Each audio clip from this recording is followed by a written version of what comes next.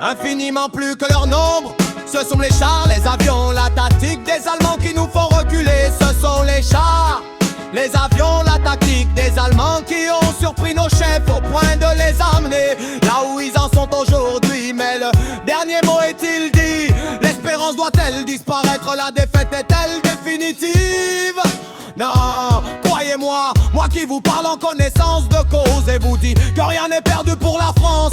Les mêmes moyens qui nous ont vaincus peuvent faire venir un jour la victoire, car la France n'est pas seule, elle n'est pas seule, elle n'est pas seule, elle a un vaste empire derrière elle, elle peut faire bloc avec l'empire britannique qui tient la mer et continue la lutte. Elle peut, comme l'Angleterre, utiliser sans limite l'immense industrie des États-Unis. Cette guerre n'est pas limitée au territoire de notre malheureux pays. Cette guerre n'est pas tranchée par la bataille de France. Cette guerre est une guerre mondiale.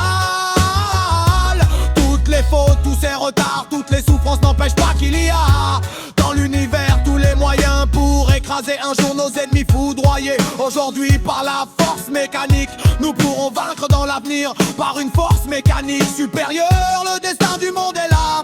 Moi, général de Gaulle, actuellement à Londres, j'invite les officiers et les soldats français qui se trouvent en territoire britannique ou qui viendraient à s'y trouver avec leurs armes ou sans leurs armes. J'invite les ingénieurs et les ouvriers spécialisés des industries d'armement qui se trouvent en territoire britannique ou qui viendraient à s'y trouver à